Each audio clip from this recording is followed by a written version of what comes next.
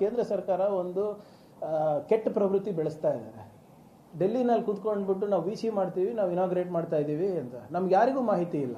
ಈ ಕಲಬುರಗಿನಲ್ಲಿ ಹೆದ್ದಾರಿಗಳದ್ದು ಉದ್ಘಾಟನೆಗಳಿದೆ, ನಮಗೆ ಮಾಹಿತಿ ಇಲ್ಲ. ಆಮೇಲೆ ಏನು ಮಾಡ್ತಾ ಇದ್ದಾರೆ, ಲಾಸ್ಟ್ ಮಿನಿಟ್ನಲ್ಲಿ ಹೇಳೋದು ಅವ್ರು ಕರೆದಂಗೂ ಇರಬೇಕು, ನಾವು ಹೋಗ್ಲಾರ್ದಂಗೂ ಇರಬೇಕು. ಇದೆಂಥ ಪದ್ಧತಿ? ನಾವು ಕೇಂದ್ರ ಸರ್ಕಾರದಲ್ಲಿ ಆಡಳಿತ ಮಾಡಿದ್ದೀವಪ್ಪ, ಆದರೆ ಈ ಥರ ಯಾವತ್ತೂ ಮಾಡಿರಲಿಲ್ಲ. ಖರ್ಗೆ ಸಾಹೇಬ್ರೆಲ್ಲ ಬೇಕಾದರೆ ಕೇಳಿ, ಜೋಶಿ ಅವರಿಗಿರ್ಬೋದು, ಬೇರೆ BJP ಸಂಸದರಿಗಿರ್ಬೋದು, ಅಥವಾ ಕಲಬುರಗಿನಲ್ಲಿ ನಮ್ಮ BJP ಶಾಸಕರಿಗೆ ಕೇಳಿ.